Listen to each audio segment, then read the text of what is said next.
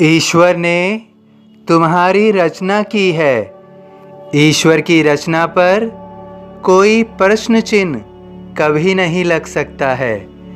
जब तुम स्वयं को असहाय महसूस करते हो या तुम्हें प्रतीत होता है कि तुम्हारे लिए बहुत कुछ असंभव है, बहुत कुछ तुम नहीं कर पा रहे हो, किंतु तुम्हें सोचना होगा कि ईश्वर तुम्हें ऐसा क्यों बनाएगा।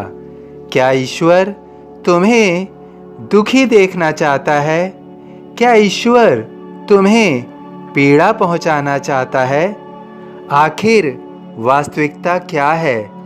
इस बात से तुम भी भली भांति परिचित हो कि ईश्वर तुम्हें दुखी नहीं देखना चाहता है, ना ही तुम्हें पीड़ा पहुंचाना चाहता है। कोई भी मनुष्य पूर्ण नहीं है, क्योंकि यदि मनुष्य पूर्ण होगा तो संपूर्ण बन जाएगा, और संपूर्ण तो केवल ईश्वर है। ईश्वर ने जब तुम्हारी रचना की तो तुम्हें शक्तियों और कमजोरियों के साथ इस धरती पर भेजा।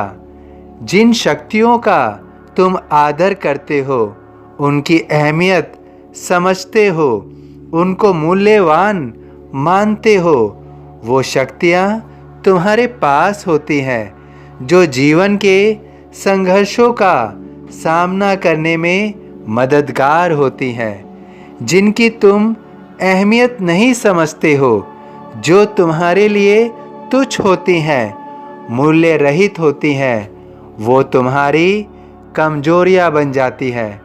वही कमजोरियां तुम्हारे जीवन में चुनौती के रूप में निरंतर तुम्हारे समक्ष आती रहती हैं और तुम्हारे दुख का कारण बनती हैं। तुम अपने जीवन में कई बार देखते होगे कि जिससे तुम भागते हो, जिससे तुम पीछा छुड़ाना चाहते हो, वही तुम्हारे सामने बार बार आता है या आ जाती है।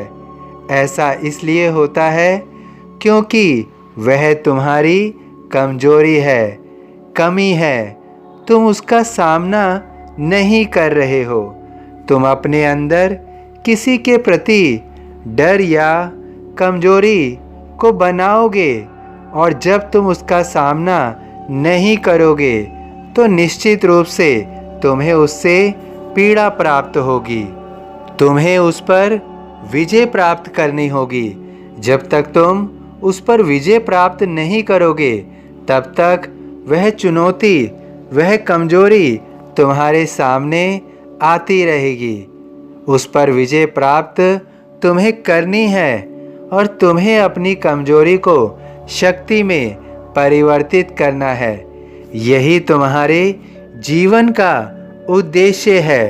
तुम्हें अपने जीवन के उद्देश्य को भली भांति समझना होगा, और तुम वह तभी समझ पाओगे जब तुम पूर्ण रूप से अपनी कमजोरियों पर काम कर लोगे। तुम्हें ईश्वर ने जो शक्तियाँ दी हैं, उन शक्तियों के उपयोग से ही तुम अपनी कमजोरियों को दूर कर पाओगे, और जब तुम अपनी कमजोरियों को दूर कर दोगे तो निश्चित रूप से तुम्हारे जीवन से दुख भी कम होता चला जाएगा। तुम्हारे जीवन में दुख का कोई अस्तित्व नहीं होगा। तुम्हें अपना उद्देश्य समझना होगा। जब तुम अपना उद्देश्य समझ जाओगे तो तुम्हें यही उद्देश्य तुम्हारे जीवन में खुशियाँ लाकर देगा। भार तुम्हारा मुझ पर होगा, वचन न मेरा झूठा होगा।